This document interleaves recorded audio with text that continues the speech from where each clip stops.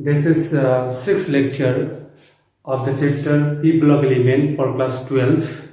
So today we have to discuss about oxide of nitrogen. So the first oxide is nitrous oxide N2O.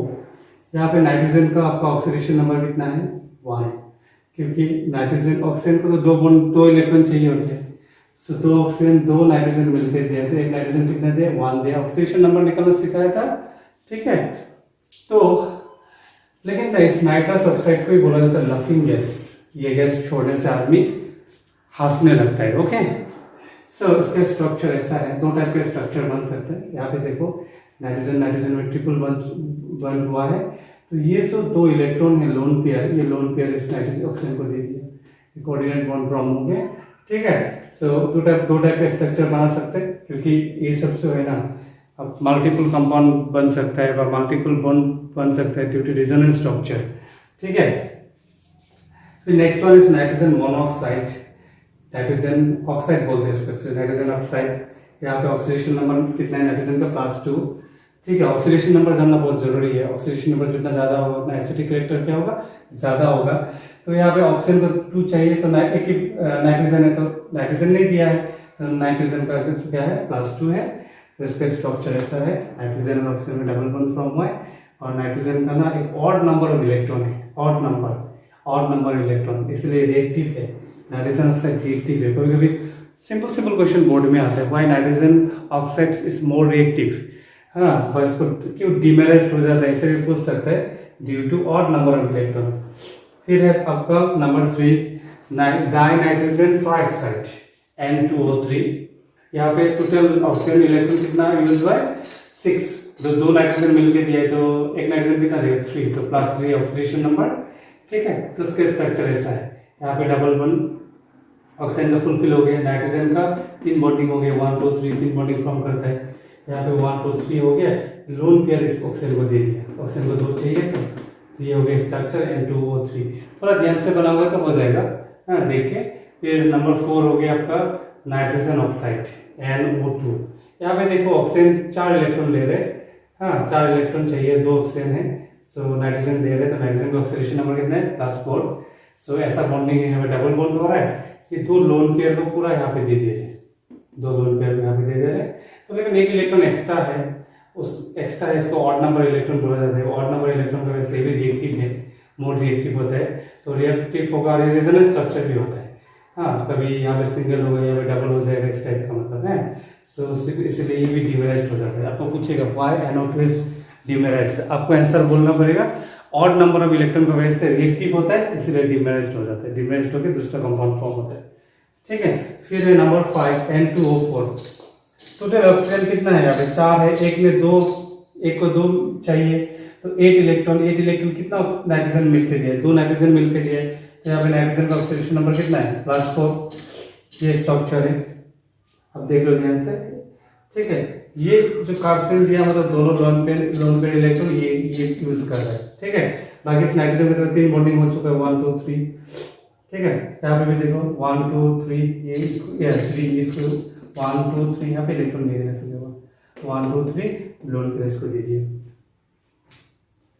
ठीक है. Oxidation number यहाँ पे 5 हो सकता है, ऑक्सीडेशन नंबर 5 हो सकता है. बॉन्डिंग नहीं, ऑक्सीडेशन नंबर यहाँ पे कितना है 4 है, 4.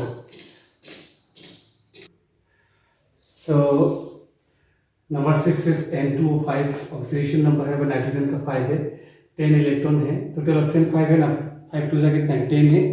10 मतलब 2 नाइट्रोजन मिलके दे रहे हैं, एक नाइट्रोजन कितना हो रहा है 5. सो इसको बोलते हैं डाई नाइट्रोजन पेंटाऑक्साइड. सो अब देखो यहाँ पे स्ट्रक्चर बना हुआ है 1 2 3, यहाँ पे 2 लोन पेयर इलेक्ट्रॉन इसको दे दिया, ठीक है. 1 2 3 2 लोन पेयर इलेक्ट्रॉन दे दिया. ऑक्सीडेशन नंबर मतलब बॉन्डिंग में कितना इलेक्ट्रॉन यूज हो रहा है, तो यहाँ पे 1 2 3 हो रहा है, यहाँ पे 2 5 ऑक्सीडेशन नंबर, ओके. एक नाइट्रोजन का कितना इलेक्ट्रॉन ऑक्सीजन बॉन्डिंग में यूज हो रहा है 5. बॉन्डिंग कितना फॉर्म हो रहा है वो तो आपको 4 बॉन्डिंग 1 2 3, इसका एक ही बॉन्डिंग माना जाएगा, क्योंकि एक बॉन्डिंग में 2 इलेक्ट्रॉन यूज हो रहा है. यहाँ पे 2 इलेक्ट्रॉन यहाँ पे दे रहे हैं इसको, ओके.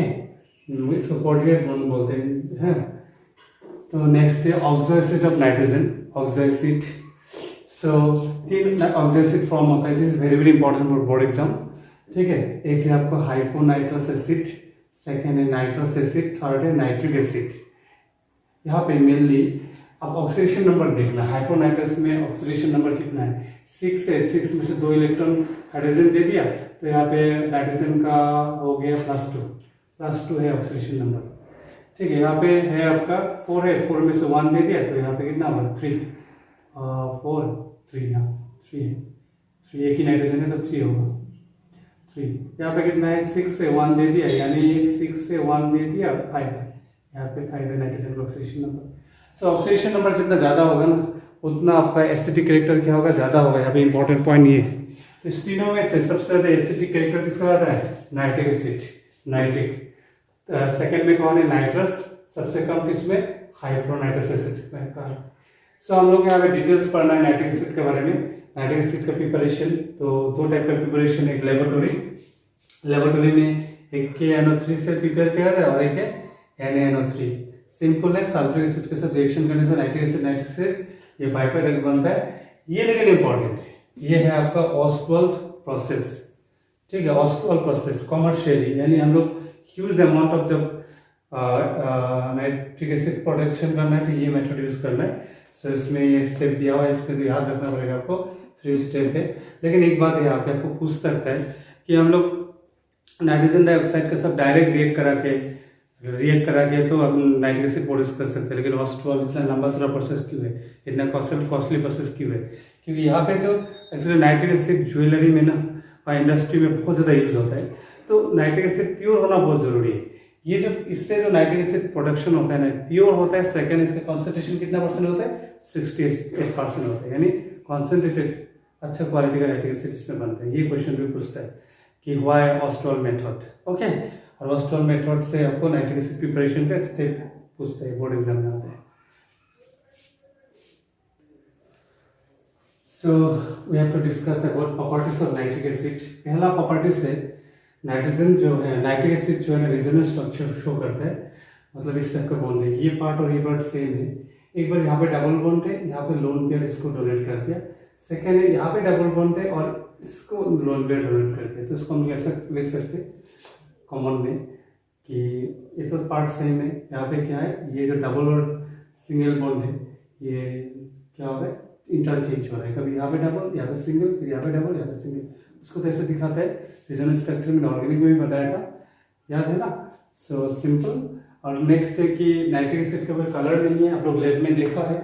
स्ट्रॉन्ग एसिड है क्योंकि ये इनऑर्गेनिक एसिड तो स्ट्रॉन्ग होता ही है। नेक्स्ट है स्ट्रॉन्ग ऑक्सीडाइजिंग एजेंट, उसके लिए आप ये रिएक्शन दे सकते हैं। ऐसा भी इंपॉर्टेंट है, ये जो 2 रिएक्शन है ना, डायलूट एसिड के साथ रिएक्शन करने से ये फॉर्म होता है। ये तो लैब में ऐसे भी होता है रिएक्शंस, ठीक है। Copper nitrate plus water plus nitrogen dioxide, फिर कॉपर प्लस ये कॉन्सेंट्रेटेड होता है, ये कॉन्सेंट्रेटेड, तो कॉपर नाइट्रेट से इंपॉर्टेंट होता है water plus what, nitrogen dioxide,